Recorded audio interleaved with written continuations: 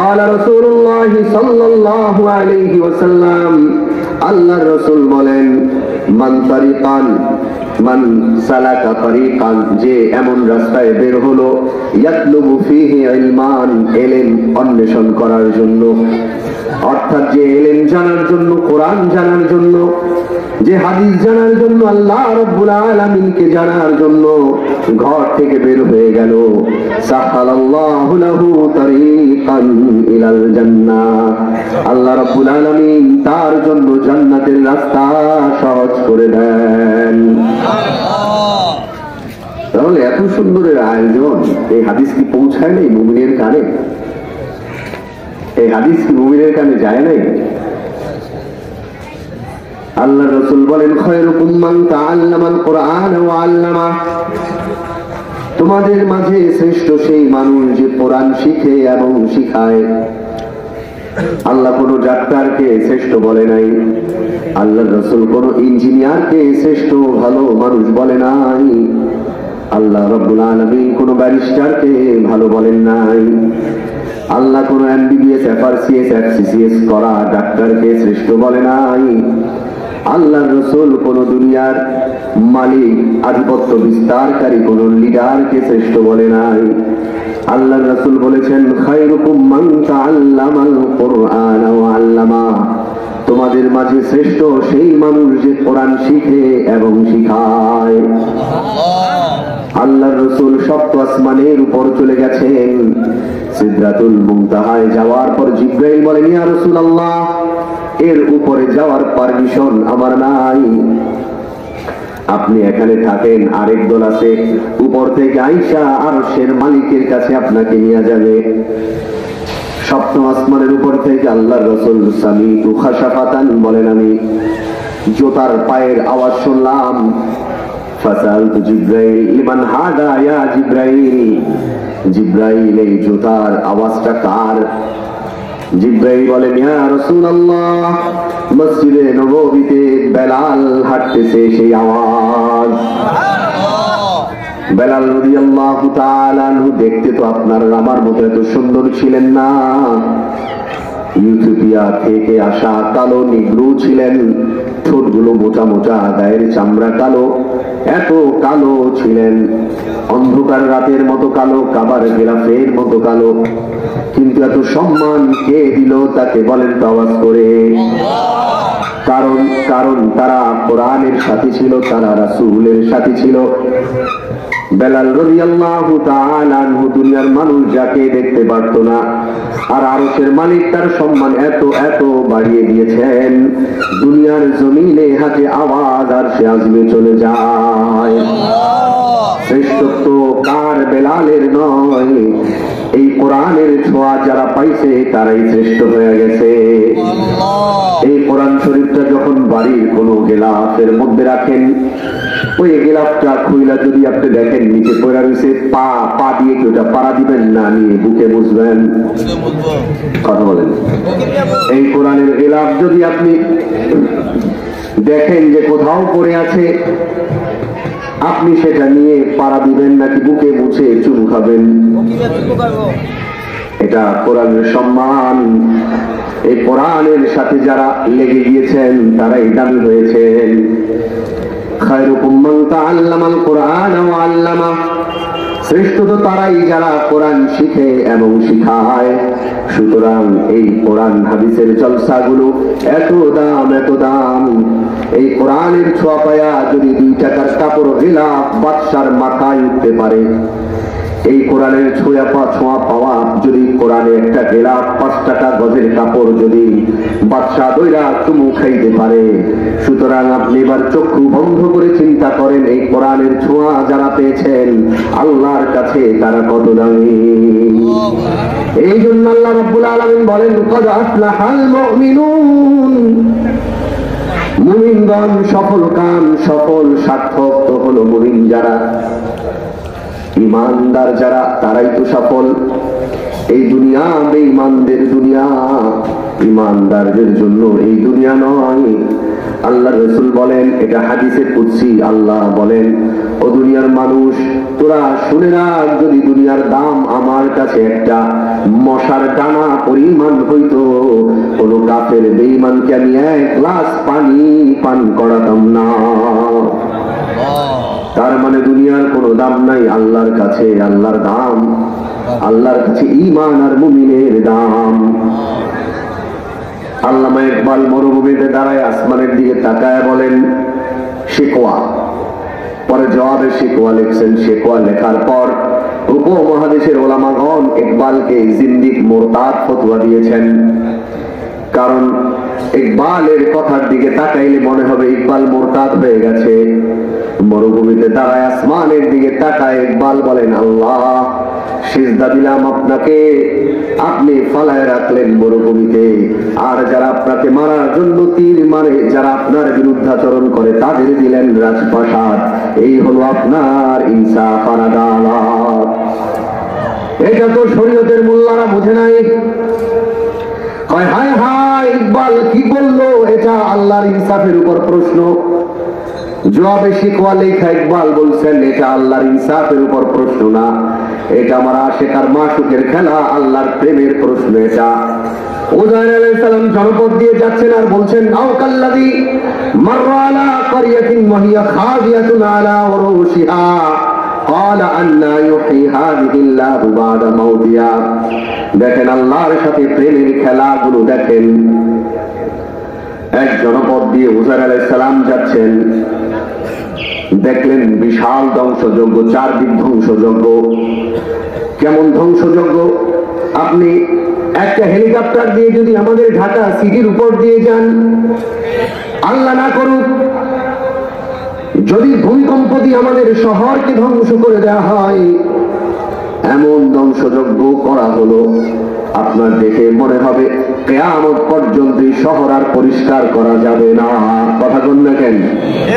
উযাইর আলাইহিস সালাম বিশাল ধ্বংসযজ্ঞ দেখে বলেন আল্লাহ ক্বালা আন্না ইউহয়ী হাযিহিল্লাহু বা'দা মাউতিহা।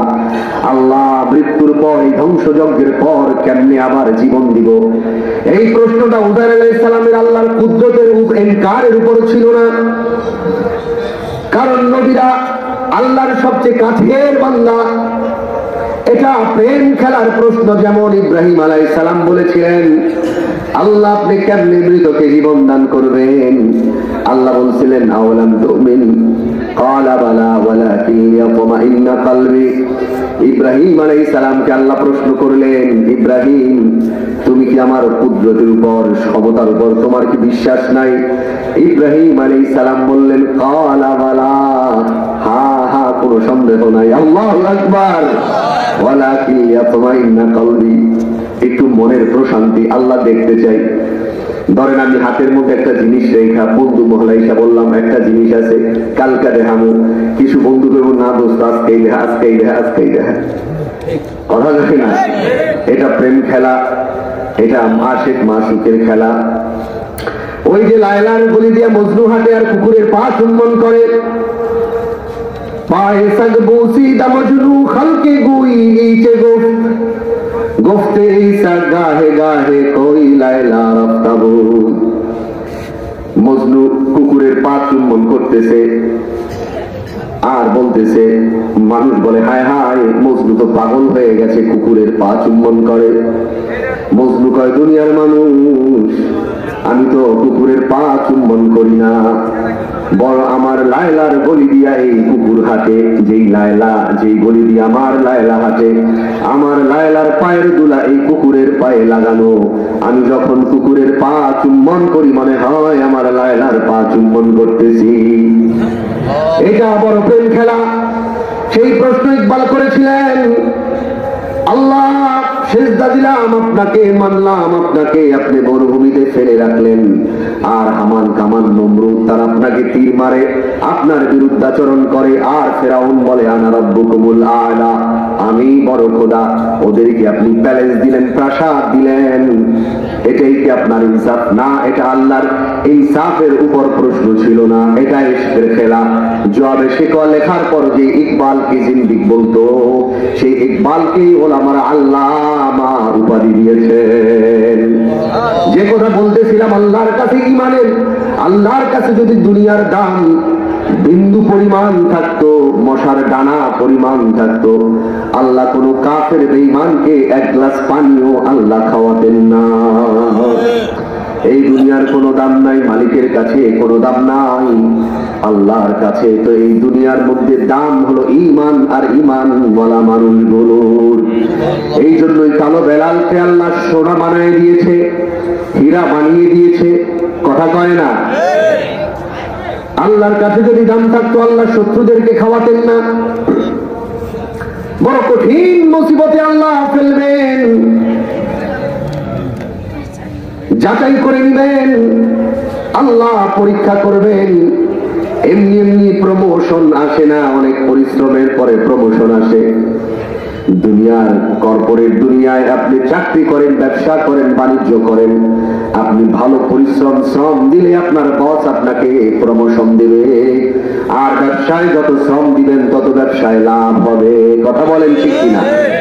এই দুনিয়াটা মুমিনের জন্য পরীক্ষার জায়গা। আল্লাহর রাসূল বলেন, দুনিয়া সিজনুল মুমিন, এই দুনিয়াটা মুমিনের জন্য কারাগার। এই দুনিয়া মুমিনের জন্য কি? কারাগার। এই দুনিয়াটা মুমিনের জন্য প্রাসাদ বালাখানা নয়, এই দুনিয়াটা মুমিনের জন্য রঙ্গমঞ্চ নয়, এই দুনিয়া মুমিনের জন্য কারাগার। কারাগারের ভেতর যখন এক কয়েদি সময় মতো পানিটা সে চাইলে পায় না, কথা বল, সময় মতো রুটিটাও সে চাইলে পায় না। সে যদি বাসমতি চালের খাবার খেতে চায় তার সামনে মোটা মোটা চাউলের খাবার দেওয়া হয়। অর্থাৎ একটা কয়েদি যেমন মন মতো চলতে পারে না, একটা কয়েদি যা মন চায় তা যেমন করতে পারে না। আমার আল্লাহ রাব্বুল আলামিন মুমিনদের জন্য দুনিয়াটা জেলখানা বানাইছেন। চাইলেই তুমি করতে পারবা না, তুমি চাইলেই নাচ গান করতে পারবা না, তুমি চাইলেই টিভি সিনেমা দেখতে পারবা না, তুমি চাইলেই হারাম কাজে তুমি দূরে থাকতে পারবা না। মুমিনের জন্য বড় কঠিন পরীক্ষার জায়গা। ঈমান আনার কারণে, মসজিদে আসার কারণে, কিংবা আপনার দাড়ি রাখার কারণে, ইসলামী অনুশাসন মেনে চলার কারণে সমাজের মানুষগুলো আপনাকে তিরস্কার করতে পারে। আপনি দাঁড়িয়ে রাখার কারণে মেয়েরা আপনাকে পছন্দ নাও করতে পারে। আধুনিক পরিবার আপনাকে সেকেলে ব্যাকডেটেড বলতে পারে, আপনাকে মধ্যযুগীয় বলে গালি দিতে পারে। ইসলামের পথে আসার কারণে অনেক তিরস্কার, বঞ্চনা, বঞ্চনা আপনার সইতে হওয়া লাগতে পারে। কিন্তু আমার আল্লাহ বলে এর ভেতরেই তোমার ঈমানি পরীক্ষা রয়েছে। পাথর মেরে তোমাকে রক্তাক্ত করতে পারে, সৎ কাজের আদেশ দিলে মানুষগুলো তোমাকে মৌলবাদ কিংবা জঙ্গিবাদ বলতে পারে। মুমিন, সবকিছু আল্লাহ রাব্বুল আলামিনের পক্ষ থেকে মহা পরীক্ষার অংশ। খাব্বাব বিন আরাত রাদিয়াল্লাহু তাআলা আনহু, রাওয়াহুল বুখারী, এটা বুখারীর বর্ণনা। তিনি বলেন, শাকাউনা ইলা রাসূলিল্লাহি সাল্লাল্লাহু আলাইহি ওয়াসাল্লাম, আল্লাহর রাসূলের কাছে আমরা অভিযোগ করলাম। এমন সময় আল্লাহর রাসূল কাবার দেয়ালে হেলান দিয়ে বসা ছিলেন। আল্লাহর রাসূলকে গিয়ে বললাম, ইয়া রাসূলুল্লাহ, আলা তাস্তানসিরু লানা, আলা তাদউ লানা, আমাদের জন্য সাহায্য চান, কাফেরদের জুলুম তো আর সইতে পারি না ইয়া রাসূলুল্লাহ। আপনি আর আমি তো আলহামদুলিল্লাহ চাইলেই মসজিদে যেতে পারি, চাইলেই মাথায় টুপি দিতে পারি, চাইলেই বোরকা পরতে পারি, হিজাব পরতে পারি। উন্নত পৃথিবীতে, ফার্স্ট ওয়ার্ল্ডে যারা থাকে, ইউরোপ আমেরিকাতে, তারা চাইলেই বোরকা পরতে পারে না। আল্লাহর রাসূল সাহাবাদেরকে কোন জনপদে পাঠাইলে, মুশরিক কাফের অধ্যুষিত কোন অঞ্চলে পাঠাইলে আল্লাহর রাসূল আমিরকে বলে দিতেন, বেশিক্ষণ থাকবা না কাফেরদের এরিয়ায়। আল্লাহু আকবার। কাফেরদের ভূমিতে তোমরা বেশিক্ষণ থাকবা না, কারণ ওই ভূমিতে আল্লাহর গজব যে কোনো সময় নামতে পারে। যখনই কোন কাফের মুশরিকদের জনপদে যাবে, কাজ শেষ তো তাড়াতাড়ি সরে যাও, নিরাপদ জায়গায় চলে যাও। যেই জায়গায় কোনো মুমিনের বসবাস কিংবা যেখানে কোনো মানুষ থাকে না, এমন জায়গায় চলে যাও। এর দ্বারা কি বুঝলেন? আপনি তো 2টা টাকার জন্য সন্তানকে পশ্চিমা দেশে পাঠায় দেন। আমার অনেক ভাইয়েরা বাবারা পশ্চিমা দেশে থাকে, ইউরোপ থাকে, তাদের মনে একটা ব্যথা, যাদের সাথেই কথা হয়, ভাই হুজুর নামাজ পড়ার জন্য মসজিদটা কাছে পাই না, দুনিয়ার জীবনের প্রয়োজনে যায় কিন্তু চাইলেই মসজিদটা কাছে পায় না, চাইলেই জুমাটা পড়তে পারে না। আমি যেখানে জুমা পড়াই গুলশান, মোতাউল্লি সাহেবের ভাতিজা, উনি ইউরোপ লন্ডন থাকতেন, ব্যারিস্টারি করছেন লন্ডন থেকে। কয় হুজুর জুমা পড়ার জন্য ঘর থেকে বের হইতাম সকালবেলা, প্রাইভেট ড্রাইভিং করতে করতে 12টা 1টা বাজে গিয়া মসজিদে পৌঁছাইতাম। 5 ওয়াক্ত নামাজ পড়ার জন্য কখনো মসজিদ পাই নাই। আর আমি চাইলেই ঘরের পাশে মুয়াজ্জিনের আযান শোনা যায়। কথা বলেন। আল্লাহ রাসূলকে বলতেছেন, ইয়া রাসূলুল্লাহ আলা তাস্তানসিরু লানা, সাহায্য চান আল্লাহর কাছে। কেন? কয় মক্কার কাফেরদের জুলুম আর সইতে পারি না, মক্কার কাফেরদের অত্যাচার আর সইতে পারি না। কেমন অত্যাচার করে? বুখারী শরীফের হাদিস, আল্লাহর রাসূল কাবার সীমানায় কাবায় সিজদা দিয়েছেন। আবু জাহেল বলল, এই তোরা কে আসোস, কে পারবি উটের পচা নারী বুড়ি আইনা মুহাম্মদের মাথার উপরে ঢাইলা দিতে? আল্লাহর রাসূলকে যদি মাথার উপরে পচা নারী বুড়ি দেয়, এবার দুর্বল সাহাবা যারা ছিল তাদেরকে কি দিছে এবার চিন্তা করে দেখেন। কোরআনটা তেলাওয়াত করতে পারে নাই মক্কি জীবনে। কোরআনের আওয়াজ কাফেরদের কানে আসলে কাফেররা তাদেরকে মারত। চাইলেই মালিকরে সিজদা দিতে পারে নাই, চাইলেই জবানে জোরে আল্লাহ নামটা নিতে পারে নাই। আর আমরা তো মাইকে জিকির করি, কথা কন। আমরা যখন যখন আল্লাহ আল্লাহ জিকির করে মসজিদকে মুখরিত করে তুলতে পারি, পারি কি পারি না? খাব্বাব ইবনে আরাদ রাদিয়াল্লাহু তাআলা আনহু বলেন, ইয়া রাসূলুল্লাহ কাফেরদের জুলুম তো আর সহ্য হয় না। কেমন জুলুম? বাজারে টাকা নিয়ে গেছে কেনার জন্য, কেউ আটা বিক্রি করে না, কেউ গম বিক্রি করে না তাদের কাছে। সাদ বিন আবি ওয়াক্কাস রাদিয়াল্লাহু তাআলা আনহু বলেন,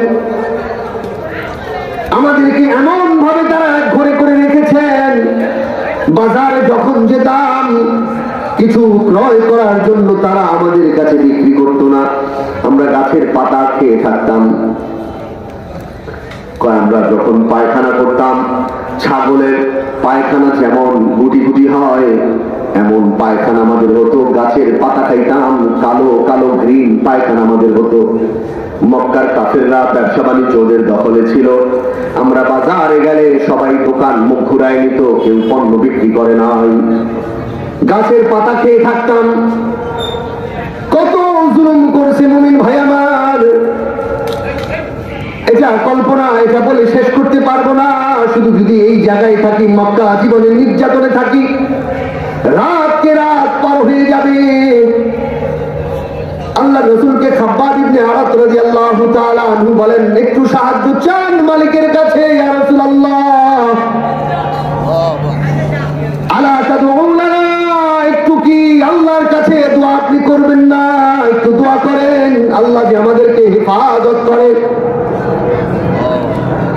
আল্লাহ রাসূল বললেন, খাব্বাব মান কানা ক্বাবলাকুম, তোমাদের পূর্বে তো এমন এমন ব্যক্তি ছিল। এখানে মান যদিও ইসমে মৌসুল ওয়াহিদের জন্য জমার অর্থ, তোমাদের পূর্বে এমন মানুষগুলো ছিল, ইউখাদুর রাজুলু ফায়ুহফার লাহু ফিল আরদি,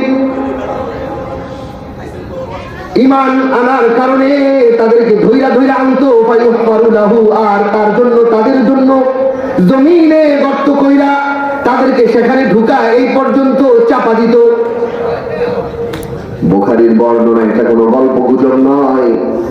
খাব্বাব পূর্ববর্তী নবীদের উম্মতরা যখন কালিমার কথা বলতো তাদেরকে ধইরা ধইরা জমিনে গাঁথতো।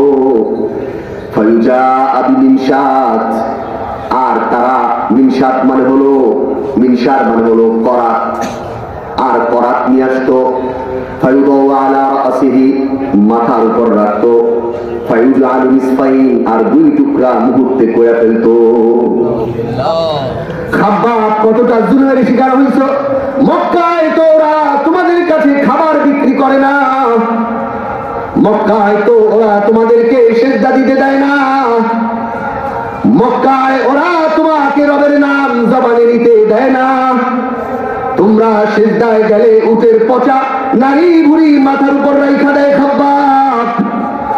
আর শুনে রাখো, পূর্ববর্তী উম্মতরা যখন আল্লাহর নাম নিত, যখন বলতো লা ইলাহা ইল্লাল্লাহ,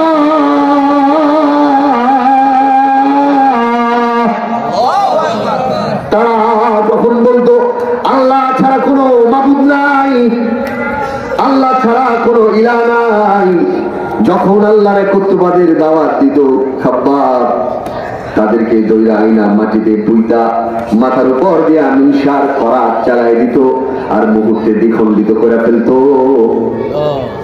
শুধু খাব্বাব এটা নয়, ওয়ায়ুমশাতু বিমাশকিল হাদীদ, ওয়ায়ুমশাতু বিআমশাতিল হাদীদ, আর মুস্তুন চিরুনিকে বলা হয়। আর খাব্বাব লোহার চিরুনি আনতো আইনা, মাথা আশ্রানোর জন্য না, লোহার কাটা কাটা চিরুনির মতো আইনা। ওই যে লাঙলের সময় দিয়া আপনার খড়কুটা যখন একদিকে থুবায়, লোহার বড় বড় শিকওয়ালা এমন চিরুনি আইনা তাদের পেছন দিয়া টান দিয়া মাংস আর হাড়গুলো আলাদা করে দিত। খাব্বাব কত জুলুম তাদের উপর করছে।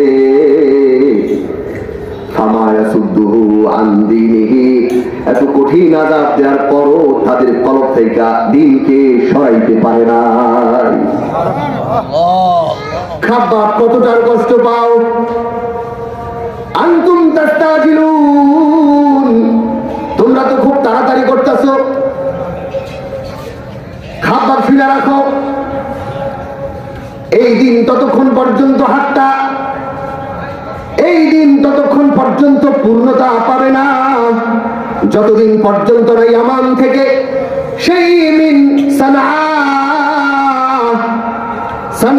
ইয়ামান ইলা খাদরামাউত, মক্কার খাজরামাউত ইয়ামান থেকে ১৫০০ কিলোমিটার কেউ নিরাপদে আসবে হেঁটে। এমন একটা সময় আসবে, হীরার ডায়মন্ড ব্রিফকেস, ডায়মন্ড হীরার ব্রিফকেস, হীরার মালা, স্বর্ণ মুদ্রার থলিয়ার পটুলি নিয়া তারা সেই ইয়ামান থেকে মক্কায় আসবে। নিবিড় অন্ধকার রজনীতে কেউ তাদের দিকে ওই দিন চোখ তুলে তাকানোর সাহস পাবে না। অপেক্ষা করো, এমন একটা দিন আসবে, এমন একটা দিন আসবে, লাল বিদ্রু আলাল গানাম, বাঘ হরিণ সিংহ কোনদিন গানামের উপর, বাঘ কোনদিন তার সিংহের অর্থাৎ হরিণের উপর কিংবা মেষপালের উপর সেদিন অন্যায়ভাবে আক্রমণ করার সাহস পাবে না। কত কঠিন পরীক্ষা। আল্লাহর রাসূল সিজদায় গেছেন, আবু জাহেল বললেন সারা জাজুর, উটের পচা নারী বুড়িকে বলা হয়। আল্লাহর রাসূলের মাথার উপর দিয়েছেন, রাসূল মাথা উঠাইতে পারতেছিলেন না। আব্দুল্লাহ ইবনে মাসউদ রাদিয়াল্লাহু তাআলা আনহু পাশে দাঁড়িয়েছেন, তাকায় তাকায় চোখ দিয়ে পানি ছেড়ে দিলেন, আর ভয়ে কাছে যাচ্ছেন না, কারণ বড় বড় লিডাররা দাঁড়ায় আছে, কেউ সরাইতে গেলে তাকে তারা মারবে। আব্দুল্লাহ ইবনে মাসউদ রাদিয়াল্লাহু তাআলা আনহু বলেন, আমি কাফেরদের ভয়ে দাঁড়ানো অর্থাৎ আল্লাহর রাসূলের কাছে যাওয়ার সাহস পাচ্ছিলাম না। পরক্ষণে ফাতেমা রাদিয়াল্লাহু তাআলা আনহা দেখা দৌড়ায় আব্বা জান বলে উপরে পড়লেন, আর নারী গুরু সরালেন, আল্লাহর রাসূল মাথা উঠাইলেন, আর বললেন আল্লাহ আবু জাহেল, আল্লাহ আবু লাহাব, উতবা, শাইবা, নাম নিয়া বড় বড় 7টা লিডারের নাম নিয়েছে, আল্লাহ এদেরকে আপনি দেখা নিয়েন। কলিজা পর্যন্ত আল্লাহর রাসূলের এই দোয়া, বদদোয়াটা ওদের কলিজায় আঘাত করছে। আবু জাহেল, উতবা, শাইবা বলে, মুহাম্মদ তো আল্লাহর কাছে বিচার দিছে, বদরের প্রান্তরে এই 7 কুকুরের লাশ, ওদেরকে কিলাবুল বদর বলা হয়। বদরের প্রান্তরে ওই যে আমার নবী আসমানে হাত উঠায়া ওদের বিরুদ্ধে বলছেন, আল্লাহ এই আবু জাহেল, উতবা, শাইবা, আবু লাহাব ওদেরকে আপনি দেখেন মালিক। বদর যুদ্ধে বদরের প্রান্তরে মুআজ, মুআব্বাস দুইজন ভাই, বালেগ হয়নি এখনো, ছোট ছোট দুইটা ভাই, 12-13 বছরের দুই ভাই। আল্লাহ যাকে ইজ্জত করেন এমন ভাবে করেন। দেখেন যদি নেতারে মানে অর্থাৎ একটা সম্মান থাকে, কথা কোন ঠিক কিনা? যদি কোন নেতার এলাকার একজন সাধারণ পাগল কিংবা এই টাইপের কোন মানুষ গিয়ে নেতারে থাপ্পড় দেয়, নেতার ইজ্জত থাকবো কি থাকবো না?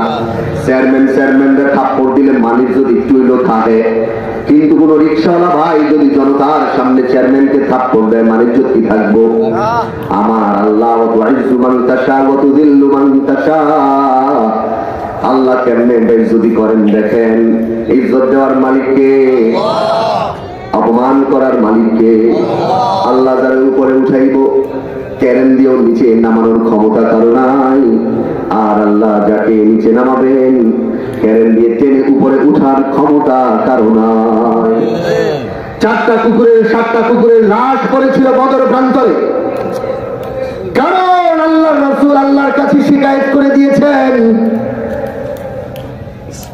এত কষ্ট, জুলুম, নির্যাতন সাহাবাদের উপর করেছেন,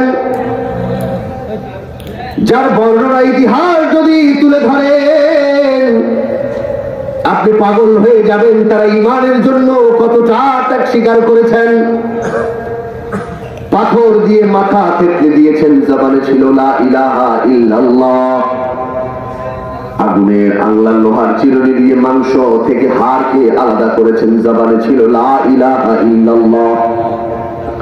করাত দিয়ে মাথা থেকে দেহটা দ্বিখণ্ডিত করেছেন, জবানে ছিল লা ইলাহা ইল্লাল্লাহ, আল্লাহ ছাড়া কেউ নাই, কেউ নাই। আর আমাদের ঈমানের দিকে তাকায় দেখেন, ইউসবিহু মুমিনান ওয়া ইউমসি কাফিরান। আল্লাহর রাসূল বলেন একটা জামানা তো আসবে, যেই জামানায় আমার শেষ জামানার উম্মতের অবস্থা এমন হবে, যেই সময়টাতে সকালবেলা মানুষ ঈমান নিয়ে ঘর থেকে বের হবে, আর বিকেল বেলা সন্ধ্যাবেলা কাফের হয়ে ঘরে ফিরবে। আজকে আপনি চিন্তা করে দেখেন, আমাদের ঈমানের অবস্থা কি? আজকে আমরা হারাম ভক্ষণ করতেছি, কোনো হিসাব নাই, হিসাব ছাড়া। কথা কয় না, আমার হিসাব নাই, হিসাব ছাড়া আমরা হারাম ভক্ষণ করতেছি। আমরা যেভাবে খুশি চলতেছি, মনে হয় 5 ওয়াক্ত নামাজ পড়লে বুঝি ইমানদার হওয়া যায়। না না, রোজা রাখলে ইমানদার হওয়া যায় না, হজ করলেই হাজি সাহেব হওয়া যায় না। কথা বলেন ঠিক কিনা? যাকাত দিলেই যাকাত দাতা হওয়া যায় না। আল্লাহর বিধান মতো জীবনকে পরিচালনা করলেই ইমানদার হওয়া যায়। দুর্বল মনার দুর্বল চিত্ত নিয়ে ইমানদার হওয়া যায় না।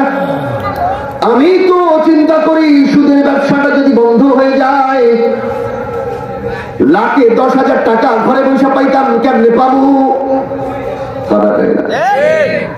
আমি চিন্তা করি মদ খাওয়াটা যদি বন্ধ হয়ে যায়, মাতলামি কে করবে? দুনিয়ার টেনশন ভুলে থাকার জন্য নেশা করতেছি। নেশা করা বন্ধ করলে দুনিয়ার টেনশন থেকে তো মুক্তি পাওয়া যাবে না। না না, আপনি আল্লাহর জন্য একবার হারামের পথটা ছেড়ে দেন। ওয়াল্লাযীনা জাহাদু ফীনা লানাহদিয়ান্নাহুম সুবুলানা। আল্লাহ রাব্বুল আলামিন বলেন, যারা আমি আল্লাহকে পাওয়ার জন্য দৌড়ায়, যারা আমি আল্লাহকে পেতে চাই, যারা আমি আল্লাহকে পেতে চাই, মানে আল্লাহ আমি তো পাপ করছি, আমার আপনি মাফ করে দেন, এটাই হলো আল্লাহরে পাওয়া। কথা হয় না? আল্লাহর নামাজ তো পড়ি নাই, মসজিদে আসা, আল্লাহর দিকে হাঁটা। যারা আমার দিকে আসবে,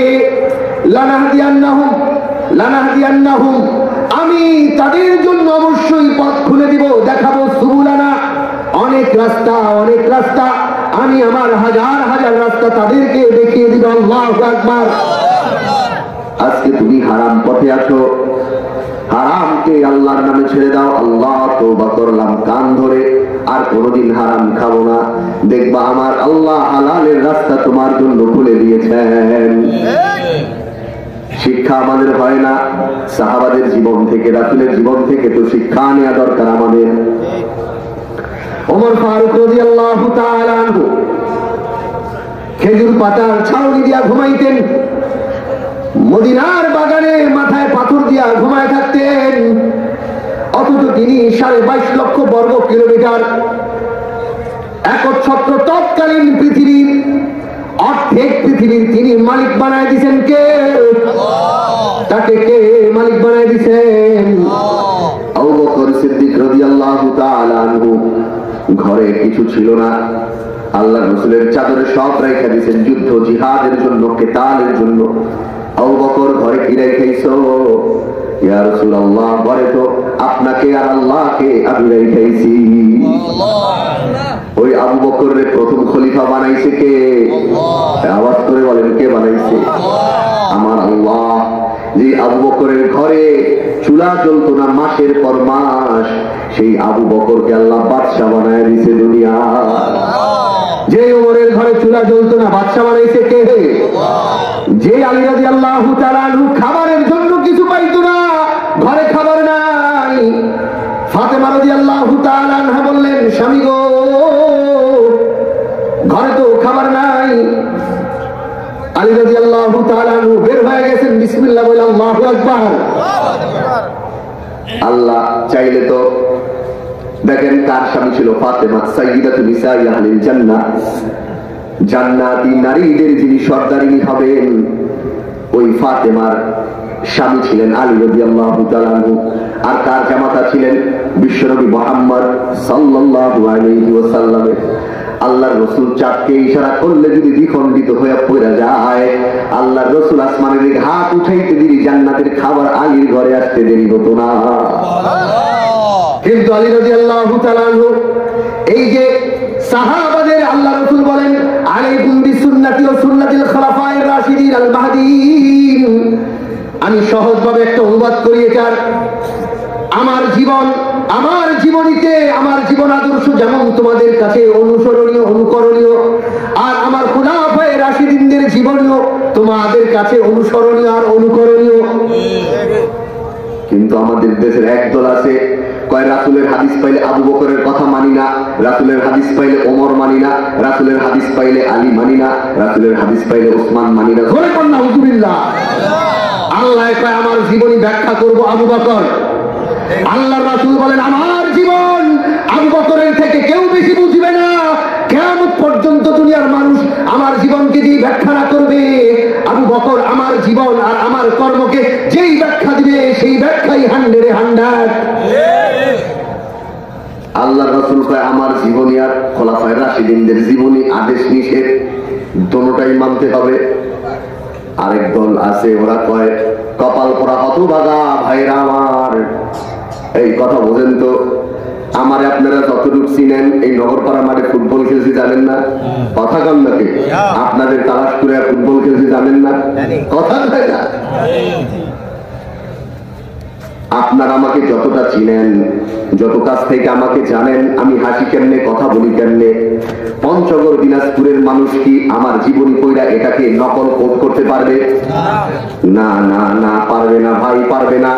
শুনে নেন, যারা এই আকীদায় বিশ্বাসী কান খুলে শুনে নেন, রাসূলের হাদিসের ব্যাখ্যা সাহাবাদের থেকে ভালো তুমি 90 বাংলা পড়নেওয়ালা কোনোদিন বেশি জানবা না। আপনি আমার শত্রু না, আপনি আমার শত্রু না, বন্ধু। বলে নেই, আল্লাহর রাসূলের জীবনকে ব্যাখ্যা যেভাবে করছেন আবু বকর, আর 1500 বছর পরে আমি বাংলা দেখা যদি বলি আল্লাহর রাসূল এমন ছিলেন, আর আবু বকর বলে না না এমন ছিলেন, কার কথা গ্রহণযোগ্য? কথা করে না, কার কথা গ্রহণযোগ্য? আল্লাহ আল্লাহ। তো যাই হোক, আল্লাহর কাছে দাম কিসের? ঈমানের দাম। বড় কঠিন পরীক্ষায় উত্তীর্ণ করে আল্লাহ আপনাকে রেজাল্ট দিবেন, আল্লাহ প্রমোশন দান করবেন আপনাকে। বড় কঠিন, বড় কঠিন।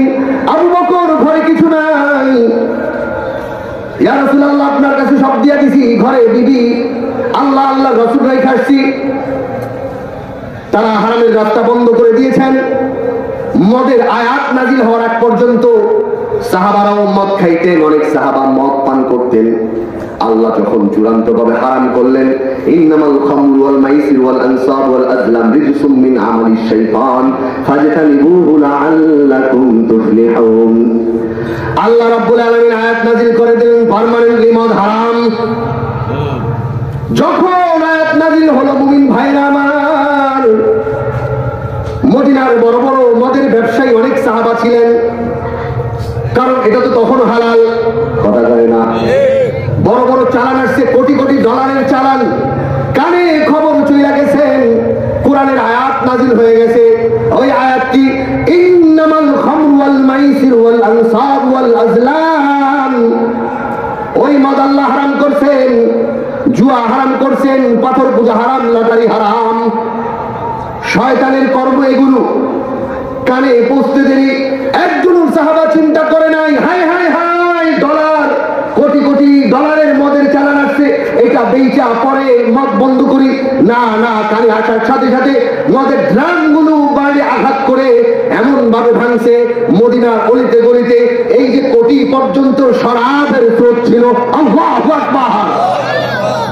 একটা মুহূর্ত তারা চিন্তা করে নাই, একটা মুহূর্ত ভাবে নাই যে না এটা বেচা পরের চালানটা উঠায় পরে বাদ দিব। না না, আল্লাহর উপর তাদের এমন ঈমান আর বিশ্বাস ছিল, আমি হারামের রাস্তা ছেড়ে দিলে হালালের রাস্তা দেখাবেন কে? মক্কা জরাজীর্ণ জীবন, যেখানে লুটতরা নিত্যদিনের ঘটনা ছিল, আমার আল্লাহ সেই মক্কাকে তৎকালীন সময় অর্থনৈতিক নগরী বানায় দিয়েছেন। কথা কয় না? আমার আল্লাহ সব পারেন ভাই, শুধু ঈমানটা ওই ধরনের রাখতে হবে। আল্লাহর রাসূল যখন মেরাজ থেকে আসেন, দেখেন ঈমান কাকে বলে। আমি সহজ কথায় বুঝায় যাই, আল্লাহর রাসূল মনটা মলিন মুখে হেরেমের সীমানায় হেলান দিয়ে বসে আছেন। আবু জাহেল এসে বলেন, মুহাম্মদ ভাতিজা, তোমার কি হয়েছে? কোনো নতুন খবর আছে কিনা? কয়, হ্যাঁ নতুন খবর আছে। আবু জাহেল দেখলেই তো মজা লইতো, তিরস্কার করতো, আছে না? আছে না? আমাদের মানুষ মজা লাগে অনেকে। যেমন মেট্রিক পরীক্ষা ফেল করছে, কিরে সেরা কি ফেল করছিস? বাংলায় এখানে কতক্ষণ পরে আবার ঘুরে থাকে, বাংলায় ফেল করছিস, এইরকম হয়ে গেছে না? বিকালে দেখা কত পাইছিস বাংলায়, মানে কাটা খাই ফেললে লবণ দেয়, আছে না ভাই? ভাই 25 পাইছি, এটা ভুলে গেছে। পরের দিন সকালে 25 বেড়া না বললো তো বেড়া 33 পাওয়া যায়, আছে না? আবু জাহেল আল্লাহর রাসূলকে দেখা বলে, মুহাম্মদ খবর কি আছে কোন? কারণ আল্লাহ সুবহানাল্লাযী ইসরা বিআবদিহি লাইলান মিনাল মাসজিদিল হারামি ইলাল মাসজিদিল আকসাল্লাযী বারাকনা হাওলা। আল্লাহ তো কোরআনের আয়াত নাযিল করে দিয়েছেন, আমি আমার গোলাম মুহাম্মদকে, আমি আমার বান্দা মুহাম্মদকে মসজিদে হারাম থেকে মসজিদে আকসায় নিয়ে গেছি। কারণ এই কোরআন তো প্রচার করতে হবে। ভাতিজা কোনো খবর আছে কাহা? কয়, কাল রজনীতে আল্লাহ আমাকে মেরাজ নিয়ে গেছেন, সপ্ত আসমানের উপরে আরশে আজিমে আল্লাহ আমাকে নিয়ে গেছে। যাক আলহামদুলিল্লাহ। তো আমার শরীর ভালো না, আমি ঠান্ডা মাথায় কিছু আলোচনা করলাম, আগেই বলছি খুচরা আলোচনা করবো, গলায় প্রেশার দিব না, সামনে মাহফিলটা বেড়েই যায়, বুঝলেন? আপনারা তো বুঝবেন ঈমান বড় তার জিনিস। তো উপহাস করতেছেন, হ্যাঁ তা আবু জাহেল অভ্যাস এটাই কয় যে ভাতিজা কও কি, এটা জনগণের সামনে কইতে পারবা? যে সত্য মানে কালকার গিয়েছো, এটা জনগণের সামনে কইতে পারবা? হ্যাঁ বলতে পারবো, কারণ বলতে তো হবে, আল্লাহ রাসূলের দায়িত্ব এটা। আল্লাহ রাসূল তো লোকলজ্জায় এটা লুকানোর ক্ষমতা নেই। হ্যাঁ বলতে পারবো না কেন, এটা আল্লাহর প্রত্যাদেশ। সবাই ডাকছে, সাথে ডাকছে আবু বকর সিদ্দিক রাদিয়াল্লাহু তাআলা আনহুকে। দেখেন অনেক রিকশাওয়ালা ভাই, অটোওয়ালা ভাইকে মানুষ 2 পয়সার জন্য 5 পয়সার জন্য থাপ্পড় মারে, পরিবার কখনো জানে না। সন্ধ্যা রাতে সন্তানদের জন্য রুটি কিনে আনে, কলা নিয়ে আসে, চাউল ডাউল কিনে নিয়ে আসে, খুব কষ্ট, অনেক সময় ঘুষি দিয়ে ঠোঁট ফাটিয়ে দেয়। স্ত্রী বলে কি হয়েছে, ওই আরেক কত ধাক্কা মারছে, বলেন আমাকে মানুষ মারছে। মানুষ ছোট করে থাকে, কিন্তু মানুষগুলোকে সন্তানের সামনে, পরিবারের সামনে ছোট করলে এটা পরিচয় লাগে। একটা পুরুষ কখনো পরিবারের কাছে ছোট হতে চায় না। একটা বাবার পরাজিত মুখ সবচেয়ে বেদনা সেটা সন্তানের সামনে। আল্লাহ রসুলকে তীব্র অপমান করার জন্য সাথে আবু বকরকে ডাকছে রাদিয়াল্লাহু তাআলা আনহু। কারণ আল্লাহ রসুলের একেবারে শুরু থেকে লেগে থাকা পরম বন্ধু ছিলেন আবু বকর সিদ্দিক রাদিয়াল্লাহু তাআলা আনহু। তোমার বন্ধুর সামনে বলতে পারবা? হ্যাঁ। আসার পরে বলে আচ্ছা বলো। বলে যে কালকে রাতে আল্লাহ আমাকে বাইতুল্লাহ থেকে বাইতুল মুকাদ্দাস, তারপর থেকে আরশে আজিম আল্লাহ আমাকে নিয়ে দিদার করিয়েছেন। সবাই হাসাহাসি বিদ্রুপ করা শুরু করছে। এবার আবু বকর তুমি বলো। আল্লাহ রসুল বলছেন লাকাদ সাদাকা আল্লাহর কসম, এই কথা মিথ্যা হতে পারে না, বিশ্বাস করে নিলাম। আল্লাহ রসুল বলেন আবু বকর, আল্লাহ তোমার জন্য একটা নাম রাখছেন সিদ্দিক, এটা আল্লাহ দেয়া নাম। আল্লাহু আকবার।